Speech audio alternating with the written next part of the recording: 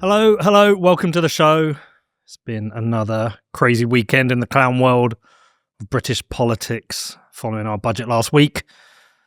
So I'm going to address this here, and this is something I really want to address today. It's been bothering me for a while. It's a little bit obvious, but it's this constant lying from our politicians.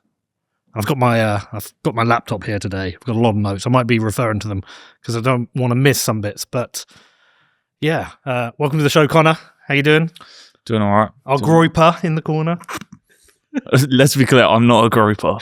The British groiper. How are you enjoying your newfound group of young female fans that we heard about? I actually think it might potentially be old 50-year-old men, which is kind of weird. So no, I know for a fact we have some new younger in their 20s, younger in their 20 girls who like the podcast. Well, let's just leave that there, yeah. Yeah, all right. Anyway, welcome to the show. It's been another clown weekend, and I'm just kind of over it. I think the country, we talked about this on the last show. Everyone's sick of being lied to all the time. We know in the last election we had one of the lowest turnouts ever. We know people are switching party really quickly. And I think there's a bigger issue at hand here. I want to talk about this today. I want to get into this constant lying.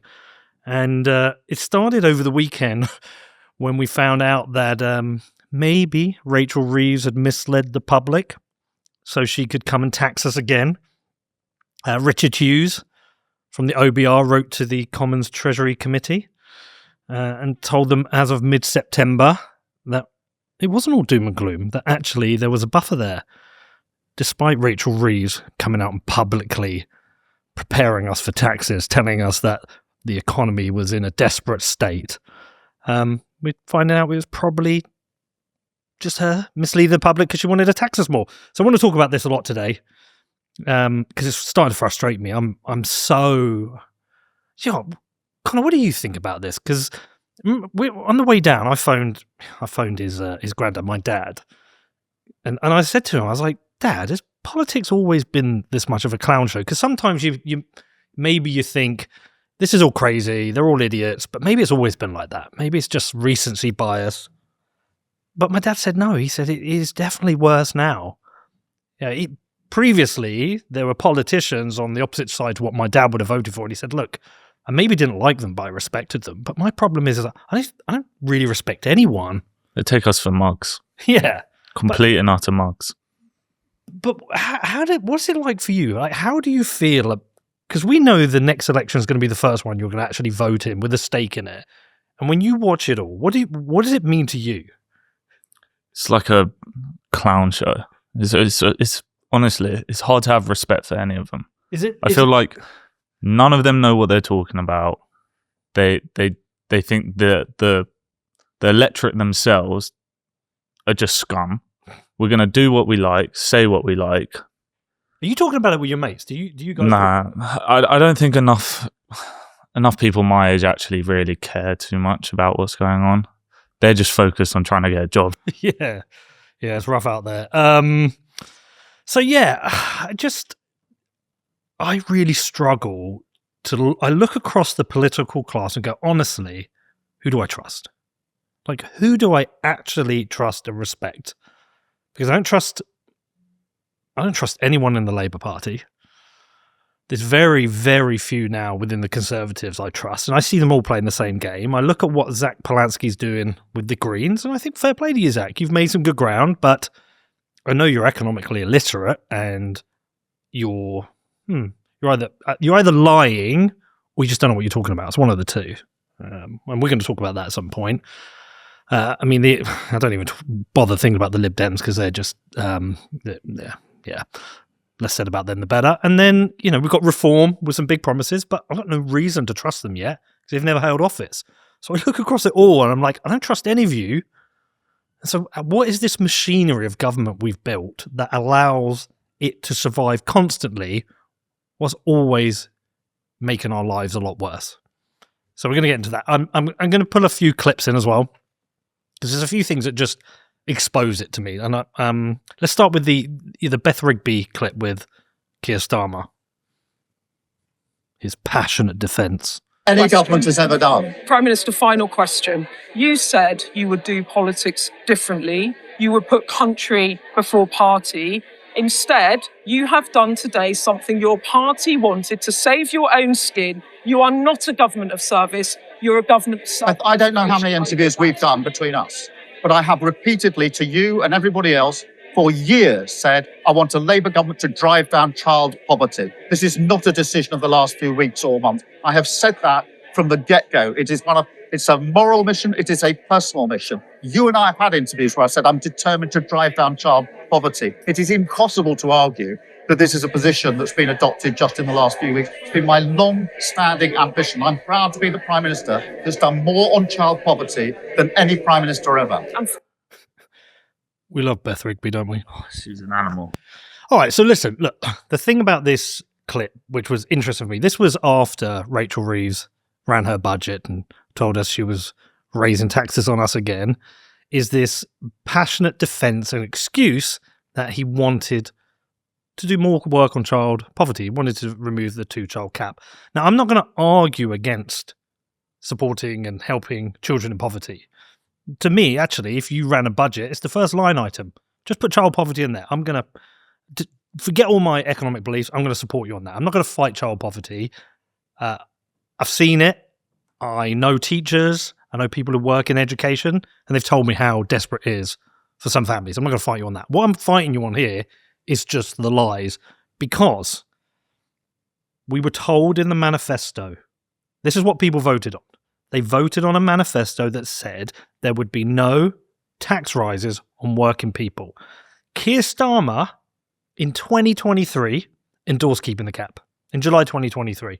Mid-2023, he signalled that Labour would stick to the Tory policy.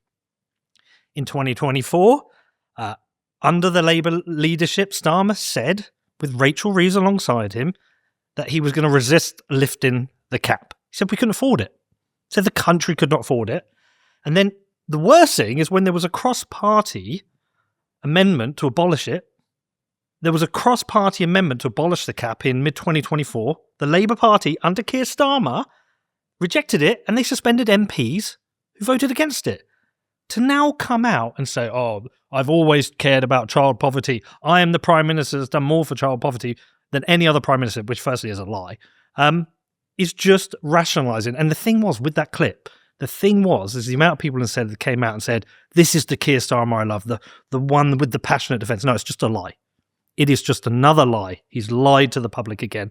And first, as I said, he hasn't done more for child poverty than any other Prime Minister in history. I am no fan of Tony Blair, but Tony Blair, Gordon Brown, lifted over 1 million kids out of poverty. So it's just factually untrue. And this is the point of it all. It's like, I am so sick of them just changing their minds, breaking manifesto promises and lying to us. We were sold a manifesto of no tax rises. They came back a year later in the budget and they've raised 40 billion in new taxes. Rachel Reeves even said, look, this is just going to be a one-off. Come back a year later, another 26 billion in tax rises to support an increase in the welfare bill. And listen, if you want to talk about doing more for child poverty, you have to have a functioning economy that allows people to work, earn money, and not be taxed to the hilt. You've got to not have high inflation. These are the tough economic choices you need to make to allow people to escape poverty, because we have people in a poverty trap right now. So I'm just over it, and I know why he's lying. Beth Rigby knew why he's lying. We've had people circling like vultures for his job. I think he's the worst Prime Minister of my lifetime. He doesn't stand for anything. I think he's a bit of a wet wipe. And there's been talks of Andy Burnham and Wes Streeting and a leadership challenge for him. This was not Keir Starmer wanting to put something in place for child poverty. It wasn't. He was against it in 2023, against it in 2024. MPs were suspended for voting against the amendment. He's done it now to placate his backbenchers because his position's under threat. This is purely done to keep his position as Prime Minister. It is an absolute lie.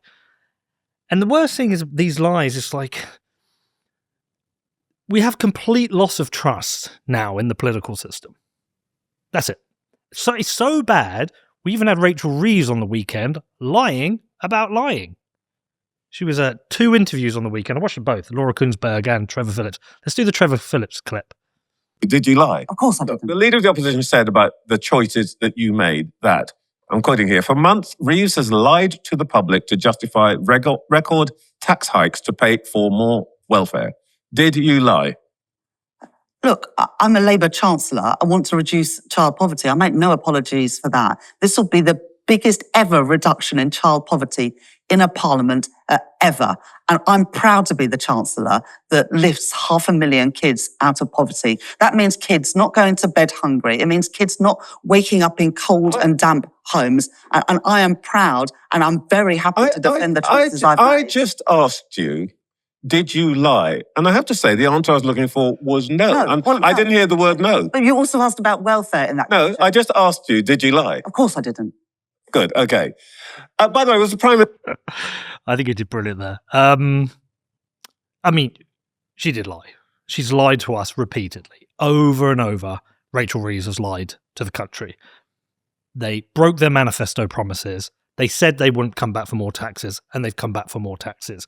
In November, she painted a very dark picture of the country, the state of the economy ahead of the budget, and then announced new tax rises.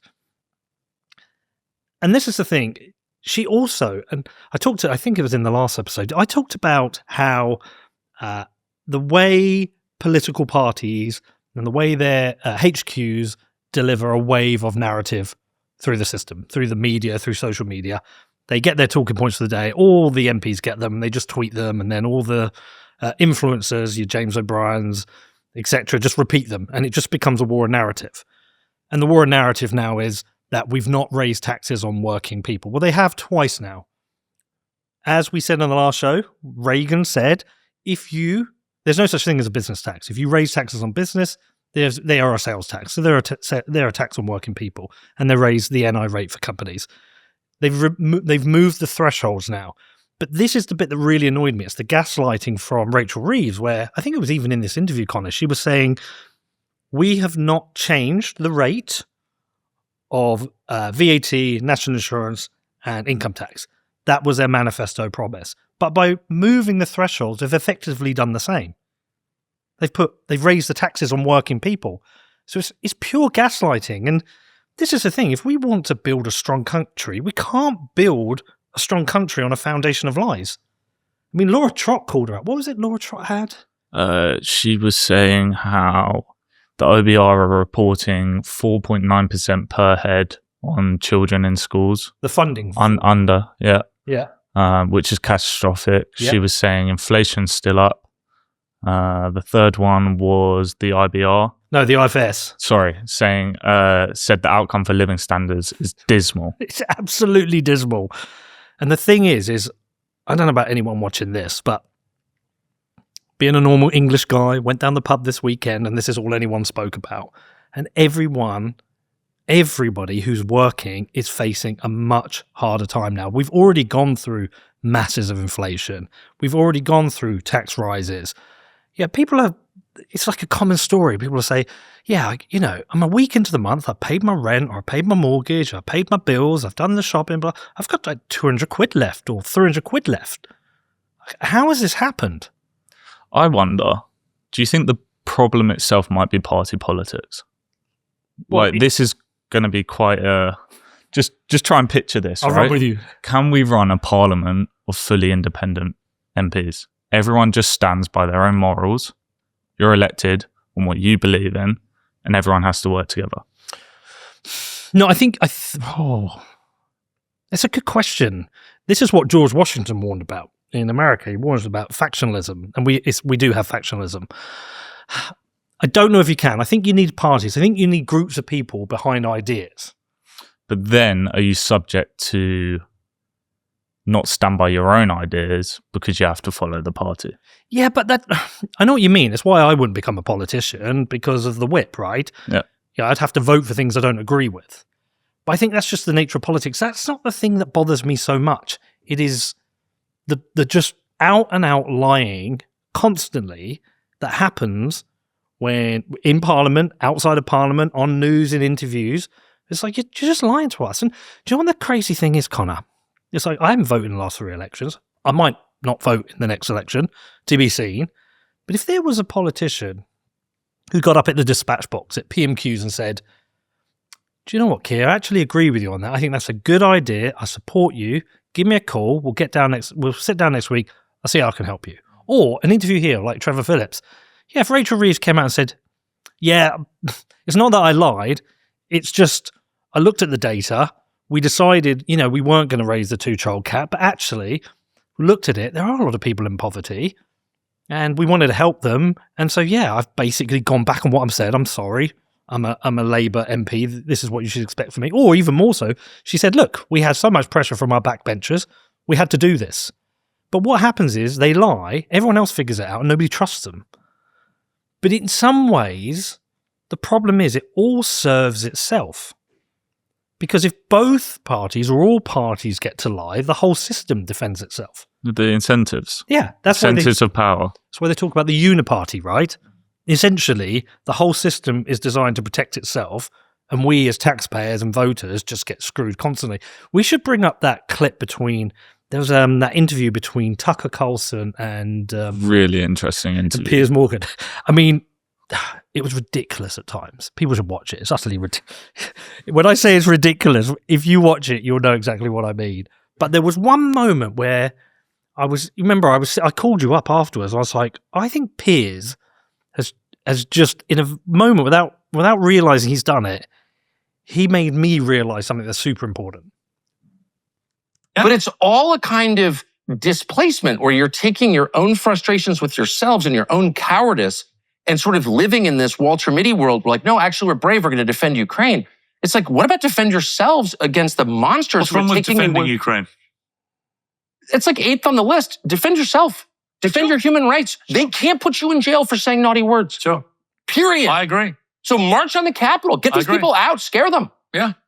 Like, do to them what you did to the Germans in Poland, which you would like to do to the Russians in But the way it Eastern works, Ukraine. we are a democratic society with a democratic government. How is it democratic? Nobody wants the invasion. If a government overreaches, and I think on free speech they've lost the plot, if they do, they will get, I can guarantee you, voted out of... When was the last time Britons voted for millions of foreigners to come to their country?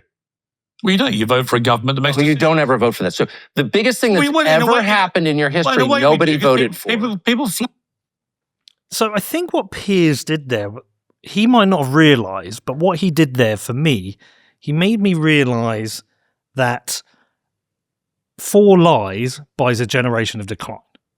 And what I mean by 4 lies buys a generation of decline, Labour created a manifesto to win an election. Within there, with this huge promise, the one that everyone remembers, is that we will not raise taxes on working people. Rachel Reeves said, our budget is fully costed. We will not raise taxes on working people. Now, if they'd have come in and said, listen, we think the economy is not in a great shape. We want to invest in public services. We want to get rid of the 2-child cap limit, but we're going to have to raise taxes on working people. We're going to have to do 40 billion in the first year, 26 billion in the second year. It would have been honest, but we, as a public, might not have voted them in. So what is the point of the manifesto? If you can come in and write a manifesto and then just immediately break all your promises, is this democracy? Because now, I mean, the big thing people are saying is like, God, I've got to sit. We got 3 more years of this. Yeah, it could be 28, 29 before we have another election. What's going to happen in the next budget? How much more decay and decline we're going to get? How much more inflation? How poor is growth going to be? How many companies are going to close down? Like, how bad is it going to get under this government? And then what happens? We have another election. We have to look at the manifesto for Labour for the next one. Well, no one will trust you at all. We have to look at the Conservative manifesto. You're going to struggle to have people trust you after your 14 years of abject failure. So then we've got Lib Dems. I think some Labour voters will go to Lib Dems, the Greens who are doing very well. And then we'll have the Reform manifestos. And we're going to go, okay, we're going to vote again. What if they come in and break their manifesto promises? It'll be another 5 years. And that's the point. It's like, how much damage can you do to a generation across 4 elections? I do wonder, though, how hard it is with the manifesto.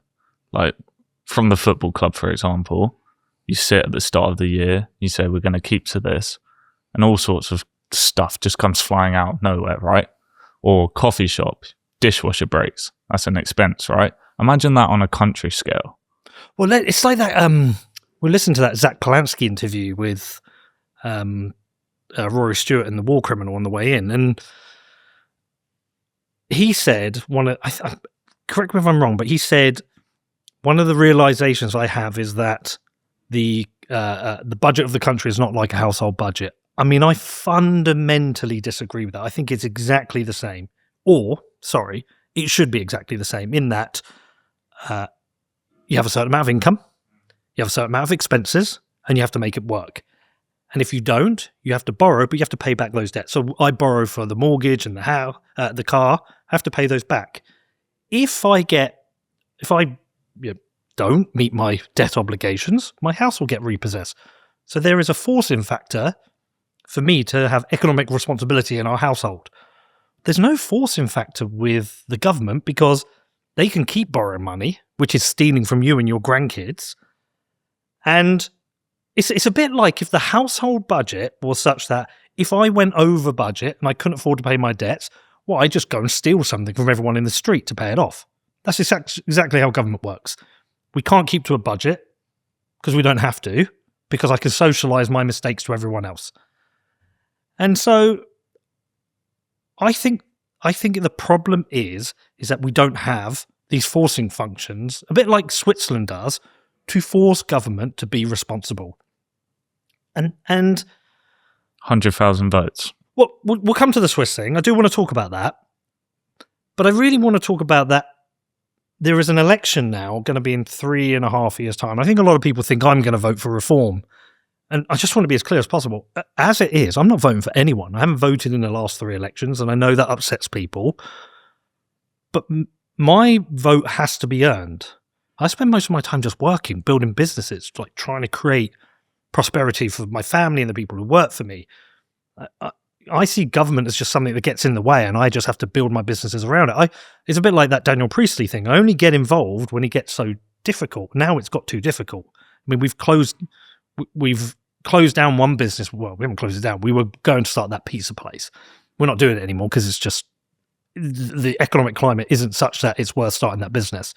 There's another business we might have to close down, potentially. I mean, it's so hard out there to make money in hospitality that we might have to close it down. And it's just like, let's play the thing from Reform. Because Reform came out. Reform has been interesting, right? I'm obviously a conservative/libertarian in that I believe in conservative economics. I just do. You will not get me voting for a left-wing party because I think they have fantasy economics. And by the way, I think the last Conservative administration essentially had fantasy left-wing economics. I will only vote for a party that has conservative economics because I think the strength of a country is built on its economy. And the only type of economics that works long-term is conservative economics. It is left-wing socialist economics, which I think is one of the most destructive things that's happened to our country. And that doesn't mean I'm right-wing. It doesn't mean I am a conservative at heart. It means I just believe in conservative economics. And like I said it before, if the Green Party came out with some incredible manifesto of conservative economics, I would take it seriously. I mean, they obviously won't because Zach Polanski is economically illiterate, but I would consider it. But there's only 2 manifestos that are going to be worth me looking at. That's going to be Reform and Conservatives because they're the only people likely to have conservative economics. But play the video because it's come at an interesting time. I think their timing's quite interesting. They're listening to what people in the country are saying. The people speaking our language. Well, the people we're in the pub with, when we talk to people about this, they're saying the same thing. But I've got a really interesting point on this. Reform will strive to make work pay and will be on the side of small and family businesses. We'll reduce the bloated welfare state, slash red tape, raise the threshold at which you start paying income tax as soon as possible, and cut Britain's energy bills by scrapping crazy net zero targets, invented by Boris Johnson and Ed Miliband. None of this will be easy. I've made it clear that we cannot promise immediate tax cuts until we tackle the debt crisis created by the Conservatives and Labour. For too long, governments have prioritised those who take more out of the country than they put in. Enough. Reform will end welfare handouts to foreign nationals. We will always be on the side of working people. To be determined. So you say. Yeah, so you say. And that's the key point, is that what stops these words becoming another manifesto where the promises end up being broken? What? How can I trust what you're saying here? Because in the end, they are just words. And also, again, just to be fair, last week when we were watching the Rachel Reeves video, it's all very theatrical again. Yeah. There's a guy laying bacon on a sarnie. Oh, this is the person we care about. It's all very cinematic. Just speak to the camera. Be real. Yeah. This is the exact replication of Reeves with the railroad workers. Yeah. It's the same. It's the same. Yeah, it's exactly the same. And look, I think the biggest lie told in every election, the word that's used to gaslight us every single election, is change. It doesn't matter if it's here in the UK or our local elections in Bedford or the presidential elections in the US. All you ever hear is vote for change. And when we say change, we know you're promising something better. Yeah, we've had change under Labour. We've had an even more disastrous economic climate. But when you say change, you're promising a positive change, and we always get a negative change. Every single time. It's like I say, what has got better in this country in the last 30 years? Pretty much nothing. And so my vote at the moment is a floating vote that might not go to any party. But one way my vote will be earned is if a party not only comes out with a manifesto which promises conservative economics, strips back the red tape that's getting in the way of businesses, pro-growth, pro-British people, supporting working people in this country. All that stuff, obviously, I want. But more importantly, and I make it an act of parliament, I want structural changes to the way government operates so that a party is held accountable. Held accountable when they lie, held accountable to their manifesto promises. I don't want to have another situation where we vote and me sat here in 4 years' time, Connor, going, right, here's the first budget, reform of one. Oh yeah, they just bullshitted us. I don't want to do that again. I refuse to do that again. I refuse it. Everyone lies. I mean, they're even getting it in the US at the moment. Trump was the great hope. Trump was going to fix America.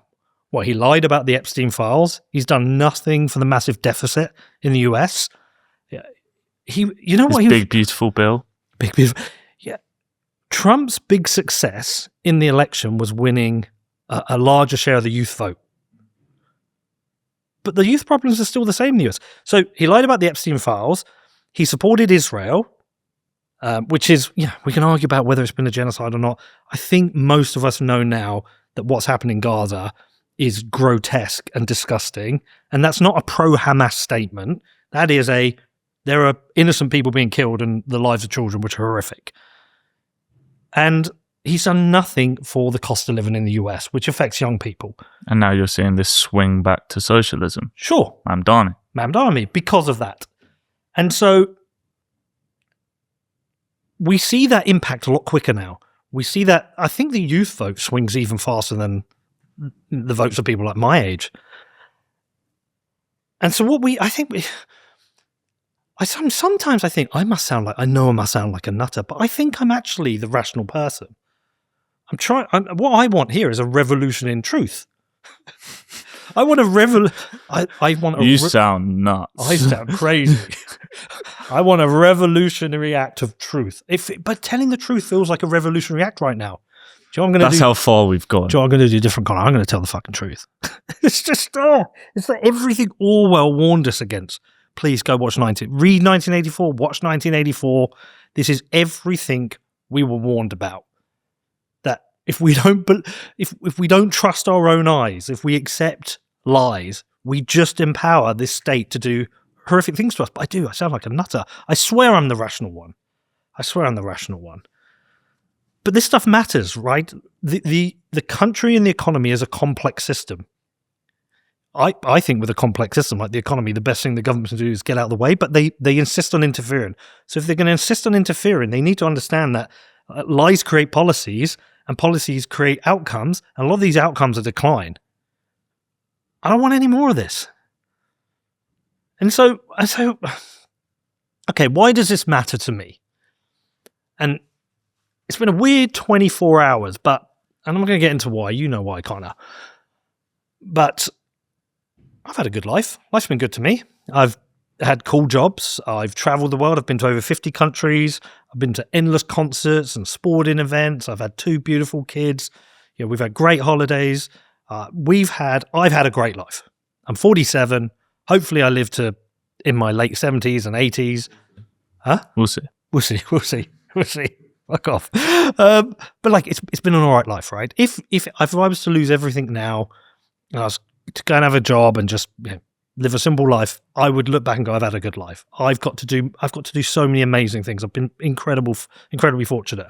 Worked for it, but been fortunate. Everything we do as an adult in politics at my age should be for the future country that our kids will inherit. So this is why I'm so against debt and inflation, because we are stealing from you and your kids and your kids' kids. Money is a proxy from time. Very simple concept. If you go to work and you earn money, you do savings, you're buying yourself time at the end of your life. We talked about this before. Debt is also a proxy for time. It's stealing from the future. And so I don't care anymore about what happens to me. Like, I don't care. Make my life a bit difficult, but make the future for our kids great. Because do you know what is hard for them out there? We created this whole story for kids. Go to school, work hard, go to university, get a degree, you'll get a job, you'll buy a house, you drive a nice car, you have a holiday each year, everything will be rosy. That just doesn't exist anymore. University has become a scam. We've got this massive growth in AI, which is eviscerating jobs for young people. You've got, people coming back from uni who can't get jobs. It is tough out there for kids. Throw into that we've given them all mobile phones, these supercomputers that can tell them anything. We've, rammed this social media experiment down their throats, created all this pressure for them. We've created a tough world for kids, yet we've had massive growth in wealth in our country across the world, and we can create a better country for our kids. Do you blame them for going towards socialism? What, young people? Absolutely not. I've talked about that. I talked about it's a failure of education. Yeah. Do you understand why? Totally. They are so pissed off. Hey, listen, I would think it'd be weird if a teenager didn't think socialism was a good idea. You want a youngster to have empathy. When you say to a youngster and you go, should we remove poverty? Should we provide enough money that there's possibly available to remove poverty in our country? I would expect every youngster to say yes. Hopefully. Yeah, you want to have empathy. Should we allow everybody who's trying to come to our country from another country, who's escaping war and famine or whatever, to come into our country? Yeah, of course. You want to be nice and do good things. But young voters, or even yourself, I don't want to condescend you here, but life is about the accumulation of knowledge. It's a bit like when you're a 2-year-old, we have stair gates because you don't understand stairs and we don't want you falling down them.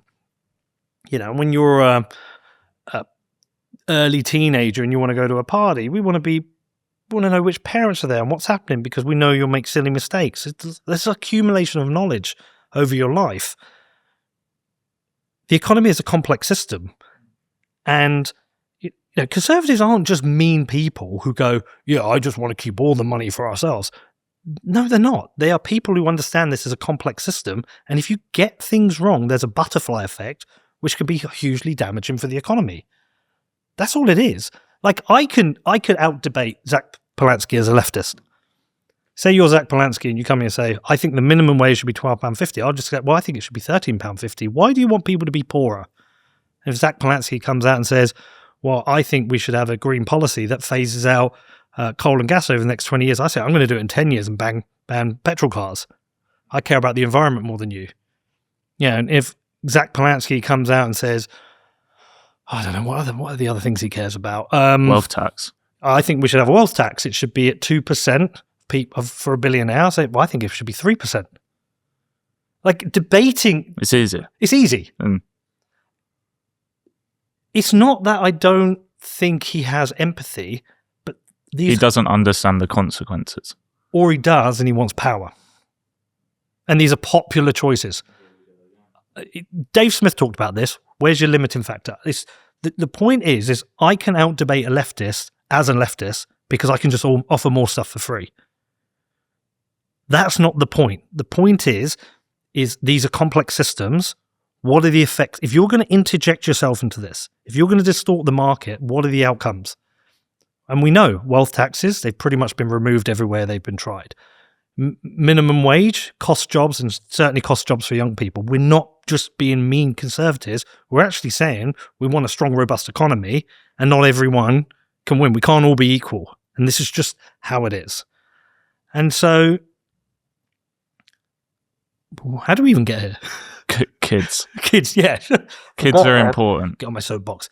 No, but that's the thing. The point is like, yes, I want a great future for you and your sister, of course. But actually, it's the kids across the country. I don't care anymore for me. Life's. I can retire. Life will be fine for me. I care about the kids of the future. I care about the kids in poverty. I actually do care about the kids in poverty. If you come to me with a budget, and your starting point is we want to get rid of poverty in this country, and that's not just relative poverty, because you can have a rich country, and by that measure, people could be considered in relative poverty because of the inequality from the rich, but still be able to afford anything. I'm talking about material deprivation. Kids who maybe have to skip a meal, or parents who can't heat their home. If you come to me and that's your first line item in your budget, and you say it's 40 billion to get rid of it, and we're going to have to sacrifice a few things, I'm like, okay, tell me what we're sacrificing, because I'm in. If you come to me with that, and you're not going to drive up inflation, and you're going to ask for some more tax, I'm in. I'm totally cool with that.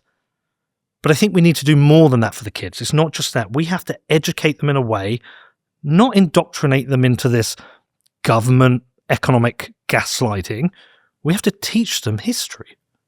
Teach them what's happened with socialism in every country that's been tried.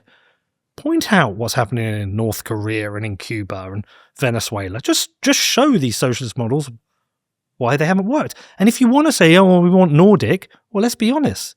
These aren't socialist countries. They're actually strong capitalist free market countries with strong property rights who have strong social and welfare programs.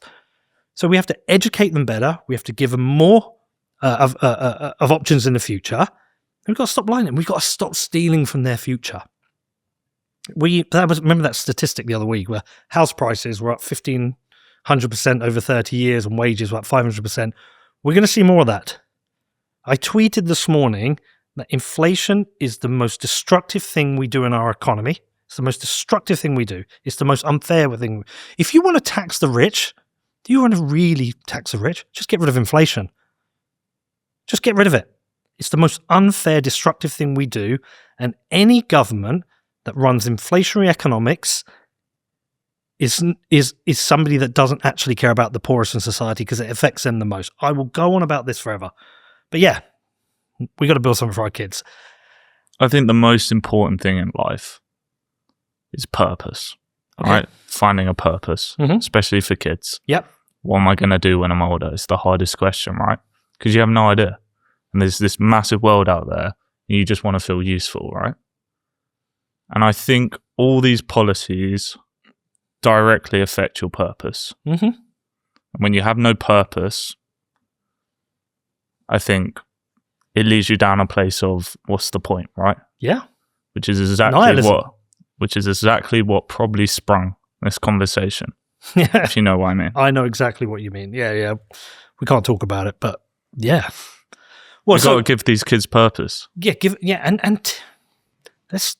I mean, go and watch we should cover Your Party at some point. Go and watch all the videos from the Your Party clown conference over the weekend. I mean, look, democracy is brilliant. It allows people to establish political parties and groups of people with similar ideas to come together, but it is a complete clown show. They're calling each other comrades and arguing over everything. It's just a clown show. But I think that's also people who lack purpose. And what we need to do is build strong, resilient, tough young people. I mean, it's like why Andrew Tate became popular. And I think he's been, I'm not a fan. I think he's done a great job for 12-year-olds, giving them purpose. But we need something for when kids actually start to mature. We need inspirational people who teach them about, like, life is tough. It's hard out there. If you want to be successful, you're going to have to work hard. You might have to do a job for free, or you might have to get low pay, and you might have to read books and, put a lot of hours in. You're not just going to wake up a CEO one day. So yeah, I'm with you. But look, I also we should talk about this Switzerland thing, because I think democracy is broken in our country. I go back to that point of 4 lies can build a generation of decay. And I know calling a broken manifesto a lie is a stretch, but I kind of mean it. 4 lies can build a generation of decay. Do we want 4 more lies, 4 more elections built on fake manifestos, have another generation of decay? I mean, what state will this country be in 20 years? I mean, if I'm lucky to still be alive, I'll be retired. But Connor, you should have kids by then. And what world are we building for then? And this is, I think we have to trust. If we trust our voters to vote in a party, can we trust them a bit more? I believe in the wisdom of the crowd. We did 2 interviews with people who live in Switzerland, one with the mayor of a canton, but they talked to us about how the Swiss democracy works, in that if Parliament passes a new law and citizens that oppose it get 100,000 signatures, and I think that's on constitutional changes that government proposes. It has to be done within 100 days, but that allows a referendum on it. But they can also do popular initiatives where if somebody wants a law change, they get 100,000 valid signatures. That can also lead to a referendum. And this gives the ordinary citizen a way they can force debates, force discussion about really important subjects. And it puts limits on government. It kind of forces a bit more honesty. Why can't we have that as a country? It's working for Switzerland. People who live there seem to be happy. The country is prosperous. Why can't we have it? What's this? Oh, you just talked about broken democracy. We've got a broken democracy. Yeah. And this is the part in the Tucker interview I found the most interesting, right? Shoot. Right. So there's a difference. No, because that's an authoritarian state. No, that's a straightforward. This one is not. That's a straightforward. This is a flawed democracy. No, this is global homo. This is global homo. It is. It's global homo. This is. What do you mean? I'm going to tell you. This is a concept that you need to understand. This is I do. Yes, you do. This is the authoritarianism of the present and future. And it's the feline, passive-aggressive female version that doesn't tell you what it is. They don't march into your town in jackboots and put a rifle against your face and tell you to obey.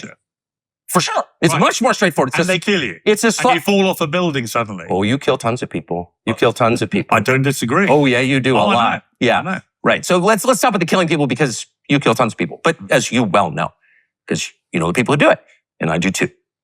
No, I'm saying there's something more offensive about an authoritarianism that will not admit what it is. So instead, people are arrested here and thrown into jail. And I've been to Belmarsh prison. It's awful. I've been there. So it's funny, because when you brought that up, I saw it differently from you at first. At first, I was like, firstly, Tucker is he is ridiculous. But I kind of like the way he does it, and the way he gets you to a point. But I was like, Tucker, you're being ridiculous, because they have the chilling effect in Russia. You don't say anything because you know you might get thrown off a bridge or arrested or taken up to northern Siberia and killed, as happened with Navalny. And when I was thinking about that, I was avoiding the point that I think got you straight away, right? I found it fascinating. I was like, at least they're telling you what it is, right? Yeah. Whereas here, it's like the undertone, and they're going to paint it. It's the juicy burger, right? When we talk about show a juicy burger but deliver a steak, they're showing a steak but delivering this messy soup, right?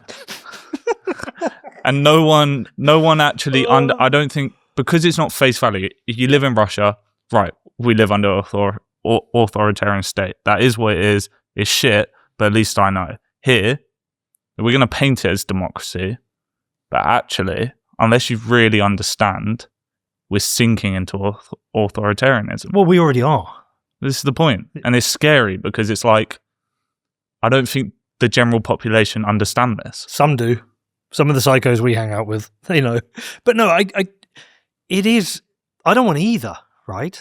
I asked you, actually. I did. I asked you. I was like, what would you prefer? Well, I said, I correct me if I'm wrong, but I think I said I would prefer to have what we have here because I know I can fight it. Yeah. I can't fight it in Russia. If I'm Navalny, who was the best chance they had, they tried to poison him, then they arrested him, and then they murdered him, okay? I'm sorry, Putin, please don't kill me. But here, I know I can fight it. I can make this show here, and I can say, look, Keir, you're a bit of a dick, you're a wet wipe, you're not a very good leader, you should probably go. And Rachel Reeves, you're not very experienced, you're kind of incompetent. And Zach Polanski, you're economically illiterate, and you're selling pipe dreams that aren't real. Like, I can do all that. And I like that I have the opportunity to have a fight against this. And I want to fight against it because I see the authoritarian threat. I mean, we should all be aware of the authoritarian threats. I mean, just look. David Lammy wanting to get rid of jury trials for anything outside of rape and murder. The assisted dying bill. Free speech. 30 arrests a day. Like, digital IDs. Let's be as clear as possible. We are sleepwalking into authoritarianism. And by the way, this is probably one of those things where I think I sound more like a nutter now. I do sound like that guy. Sure. In the corners of Facebook, like everybody's living a nice life. They're getting their frappuccino and they're going to work. And what do you want to? Why is Pete always such a weirdo? Why is he always complaining about this stuff? It's like, because you can sleepwalk your way into authoritarianism, and we are. I mean, we are a socialist country now. And we are an authoritarian country, and there's two forms of authoritarianism we're living with. We're living with the stuff that's coming down from government, but we're also living with that kind of passive feline authoritarianism where it goes back to what that point was. It's like, if you're going to become an MP and you are going to try and win an election, it's not what people say, it's what they think. You as an MP, your job is to, because we don't have robust free speech in this country, your job as an MP is to allow people to speak or speak for them because they're scared of losing their job or being ostracized or fighting with their family, because these are tough subjects. And so when it comes to somebody going to the ballot box and voting, it's not what they say that matters, it's what they think. And you have to tap into what the nation is thinking. And right now, people are scared to speak up on certain subjects because they have been cancelled. They have lost their jobs. They have been ostracized. Because we've gone into this kind of like weird liberal world where like anyone can be anything. I can be a cat. And so that's the important job we have to do now. This is why it's even more important than ever that politicians have a spine and have a backbone. They stop lying. And I think the truth of it is the first politician who comes out and admits their mistakes, doesn't lie, has an honest conversation with the public, I think they will absolutely clean up. Like, you might not like Rupert Lowe, but I trust he believes everything he's saying. Because he's not saying things to be popular. He's saying them because he thinks they're right. it's a bit like the attacks on Tommy Robinson. Look, Tommy says some silly things sometimes, but he has tapped into the working class people who've been ignored by this country, who've been shafted by this country.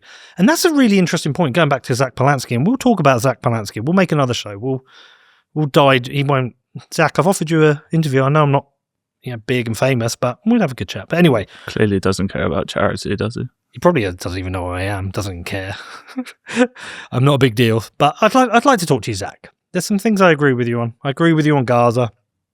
I agree with you on some other things. I disagree with you on some things. But anyway, the point is what was I saying? I wanted to bring it back to the Swiss model, though. This is why we were bringing up the Swiss model. I know, but I was making a point. Democracy is broken, and I think that's because the people don't have the power anymore.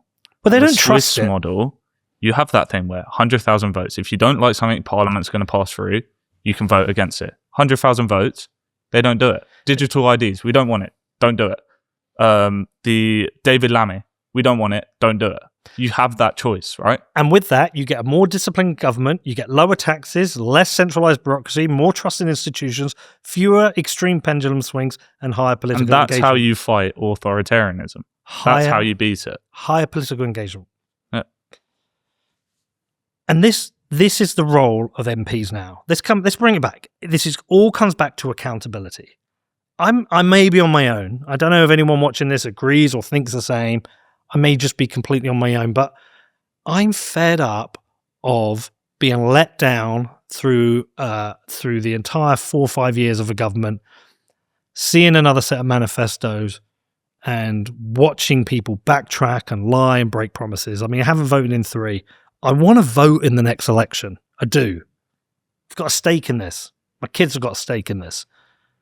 But I need some accountability, and I want it to be an act of law. I want there to be penalties for politicians who lie.